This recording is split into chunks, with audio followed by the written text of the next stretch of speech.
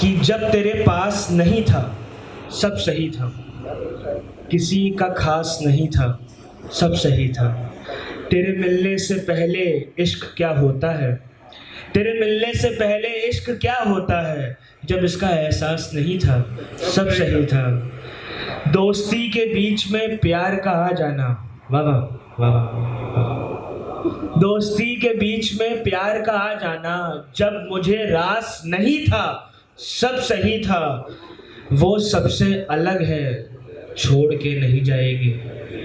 ये अंधविश्वास जो है भैया, ये जो अंधविश्वास है कि वो सबसे अलग है, छोड़ के नहीं जाएगी। जब ये अंधविश्वास नहीं था सब सही था।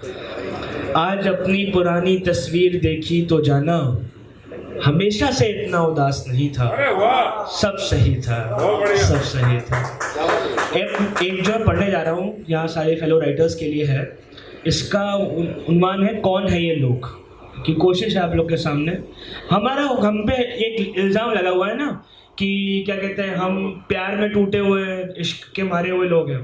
तो उस पे है कि मैं डर रहा हूँ सोचते हुए, अपने बालों को नोचते हुए, खुद को खरोचते हुए और आंसुओं को पोंछते हुए, कि जो दर्द से भरी गज़लें नज़्में लिखते हैं कौन है ये लोग। ये लोग कैसे दिखते हैं? क्या इनके हाथों में जाम होता है? क्या इनका बस लिखना ही काम होता है? क्या प्यार इनके लिए हराम होता है? क्या दर्द इनके लिए आराम होता है? जैसे दिखते होंगे कमाल होते होंगे। ये हर्षवर्धन भाई की तरफ जाता हुआ कि जैसे दिखते होंगे दिखते होंगे, इनके भी बिखरे से बाल दिखते होंगे, इनके मन में कई सवाल दिखते होंगे, इनके पन्नों पे कई मलाल लिखते होंगे। पर क्या इन्हें लिखना माशूका ने सिखाया होगा? पर क्या इन्हें लिखना माशूका ने सिखाया होगा? जरूरी नहीं है कि इश्क ने इन्हें सताया होगा। नहीं समझ पा रहे, मैं समझाता हूँ। नहीं समझ पा रहे, मैं समझाता हूँ। मैं बताता हूँ उन्हें किसने लेखक बनाया होगा। अब इनका दिल तो बेशक टूटा है, पर जान तो लो ये शख्स क्यों रूठा है। ये रूठा है क्योंकि लोगों ने इससे उम्मीदें लगाई हैं और इन्हीं उम्मीदों ने इसकी नींदें चुराई हैं। ये रूठा है दाई तरफ माँ बाप को लड़ता देखकर और फिर बाई तरफ भाई को ईयरफोन लगा के पढ़ता देखकर। ये रूठा है क्योंकि ये चाहता है इसके पास पैसे हो। ये रूठा है क्योंकि इससे कोई नहीं पूछता तुम कैसे हो। ये रूठा है सड़क पे कुत्ते की लाश देखकर। ये रूठा है अपनी आंखों में एक काश देखकर। ये रूठा है ताकि कोई मनाने आए इसे। ये खुश हो सकता है, कोई बताए इसे। कोई भी खुश हो सकता है, कोई बताए इसे। इसकी आंखों से देखो तो उदास कोई नहीं है, पर ध्यान से देखो इसके आसपास कोई नहीं है। लिखने के अलावा इसके पास कोई काम नहीं है, इसका पासवर्ड भी किसी का नाम नहीं है। किसी ने कभी इससे बात नहीं करी। अब जैसे आप लोग तो बहुत रिनाउंड पोएट्स हैं, मैं छोटा सा, मेरे साथ क्या होता है ना, मैं पोस्ट भेजता हूँ और लोग सीन करते हैं। अब बस एक जिंदगी है मेरी कि मैं पोस्ट भेजता हूँ, लोग सीन करते हैं, मैं पोस्ट भेजता हूँ, लोग सीन करते हैं। तो मैंने उस पर लिखा था किसी ने कभी इससे बात नहीं करी, जबकि इसके मैसेज को सबने किया सीन है। जीता जागता पुतला टेंशन का दिन है, अपने फॉलोअर्स के लिए बस स्टेटस की मशीन है। पर इसके चेहरे की तुम स्माइल देखो, इसके चेहरे की तुम स्माइल देखो, इसके कुर्ते का तुम स्टाइल देखो। मुस्कुराती तस्वीरों से भरी तुम इसकी इंस्टाग्राम प्रोफाइल देखो। ये इतना बड़ा झूठा है, ये इतना ज्यादा रूठा है, गिरा है ये 100 दफा और लाख टुकड़ों में टूटा। ये लो इसके टुकड़े तुम, यही इसकी निशानी है। ये लो इसके टुकड़े तुम, यही इसकी निशानी है। छोटे टुकड़े कविताएं, बड़े वाले कहानी है। ये बगल से निकलेगा तुम जान नहीं पाओगे, ये कैसा दिखता है तुम पहचान नहीं पाओगे। पर ऐसे लोग इजहार के जवाब में मिलेंगे, ऐसे लोग शायद ही तुम्हें ख्वाब में मिलेंगे, ऐसे लोग हमेशा तुम्हें नकाब में मिलेंगे। ऐसे लोग है ही नहीं, बस किताब में मिलेंगे। बहुत शुक्रिया, ये एक कोशिश थी। और अब उससे थोड़ा सा हटते हैं, सिलेबस की तरफ आते हैं जो है मोहब्बत। तो एक मेरी काफ़ी फेवरेट कविता है, मैं आपके सामने पेश करता हूँ।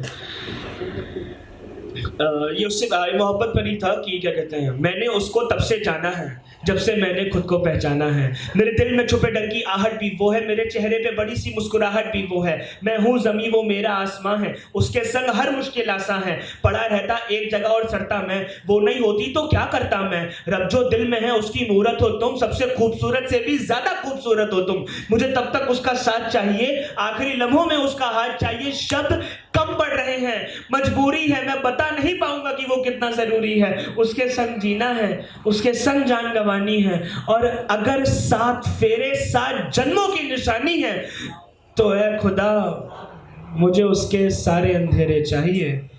मुझे उसके संग 7 नहीं 70 फेरे चाहिए। और ये बोल के भी मेरी आंखें नम हैं, क्योंकि मैं जानता हूं कि 70 फेरे भी कम है, 70 फेरे भी कम। बहुत शुक्रिया। कोई गलती तो नहीं कर रहा मैं, हैं? तो एक 4 लाइनों से आप लोग को जगाता हूँ कि मेरी खुशियों का इजाद करे कोई। सर, मेरी खुशियों का इजाद, अब इसका रिप्लाई जितनी जोर से दे पाए आप सब। मेरी खुशियों का इजाद करे कोई, मेरी महफिल में इरशाद करे कोई, कहे करे कोई मुझसे बेपनाह मोहब्बत, मुस्कुराते हुए बर्बाद करे कोई। तो ऐसे एक मैंने लिखा था, एंगर इश्यूज किस किसको है यहाँ पे, कौन गुस्सा जाता है? भाई भाई भाई भाई, अरे सर। तो मैं एक आप लोग के लिए पढ़ता हूँ कि ये हमारी तरफ से उनके लिए है जिनको एंगर इश्यूज है, क्योंकि मेरे को नहीं है। मैं भाई काफ़ी काम रहता हूँ सिचुएशंस के हिसाब से, और एक ही मिली है वो भी चली जाएगी तो फिर क्या ही बचेगा।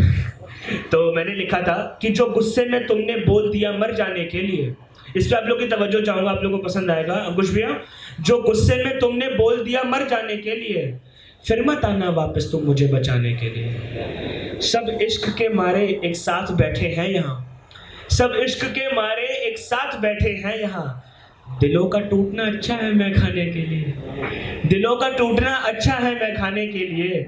नहीं ज़रूरी है तुम्हारा गुस्सा ना और चिल्लाना, नहीं ज़रूरी है तुम्हारा गुस्सा ना और चिल्लाना। ना बात करना भी काफ़ी है मुझे रुलाने के लिए, ना बात करना भी काफ़ी है मुझे रुलाने के लिए। और ऐसा होता है जब हम गुस्सा होता है किसी का भी गुस्सा उतार देते हैं, और वो अच्छी बात नहीं है ना।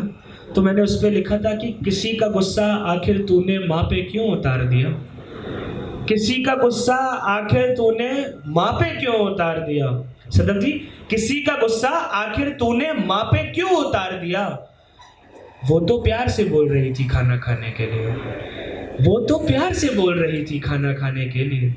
अब ज़्यादा आप लोग का समय बर्बाद नहीं करूँगा, बस कोशिश ही करता हूँ। आप लोग लिखते हैं, एक डिप्रेशन पे मेरे एक दोस्त है, उन्होंने मुझसे बोला आनंद डिप्रेशन पे तुम्हारा क्या टेक है। तो हमारी आदत है चीज़ों को बड़ा चढ़ा के बहुत घबराहट में लिखने की। तो मैंने फिर लिखा था कि गलती मान ली। मेरे लिए डिप्रेशन वो है कि इंसान सारी उम्मीदें ज़िंदगी से छोड़ दे, एकदम ही छोड़ दे कि नहीं मुझसे नहीं हो रहा, मेरी जान ले लो, मुझे माफ़ कर दो। तो मैंने उस पर लिखा था कि जो गुस्से में तो गलती मान लेगा वो और बहाने बंद हो जाएंगे। सर, गलती मान लेगा वो और बहाने बंद हो जाएंगे, फिर लोगों को तरस आएगा और ताने बंद हो जाएंगे, फिर लोगों को तरस आएगा और ताने बंद हो जाएंगे।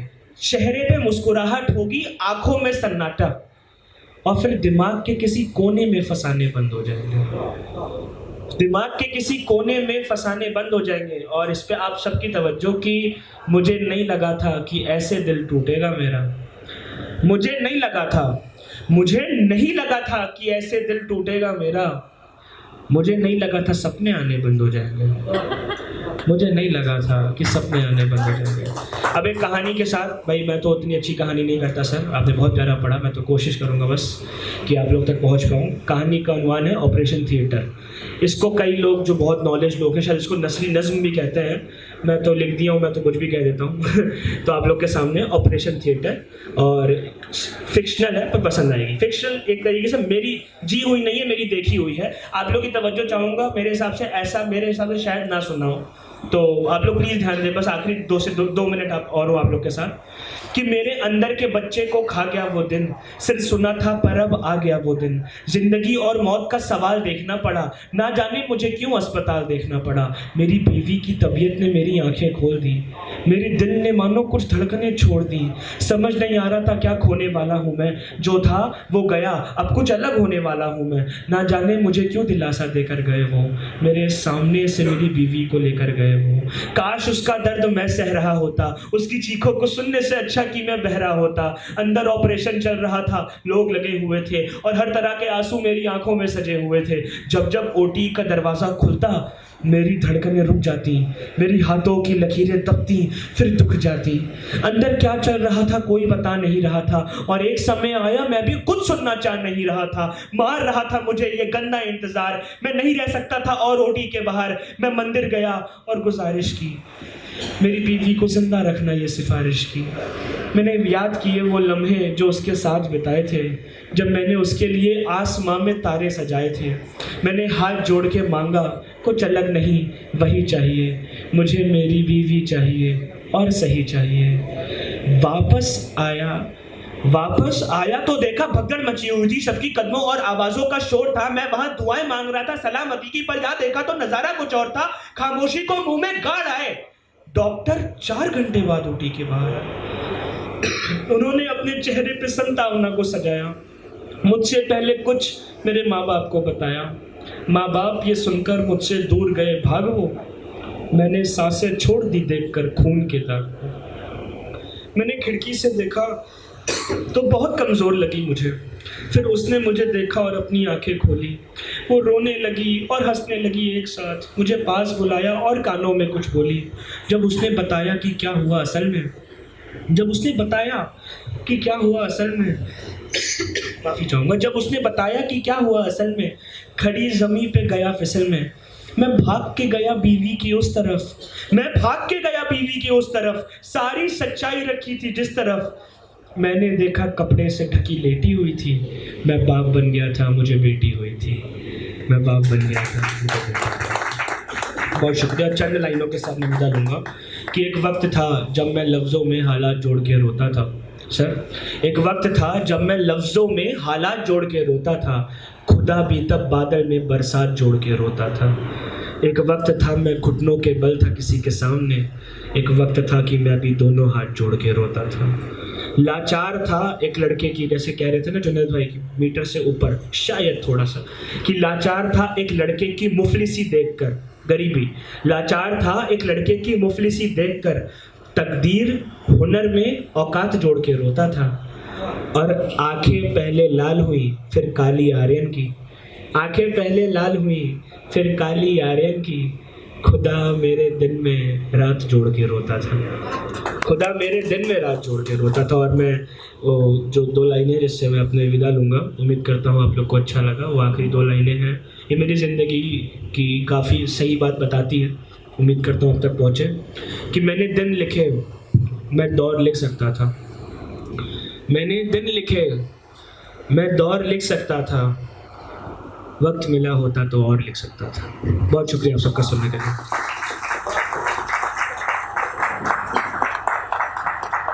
शुक्रिया आर्यान।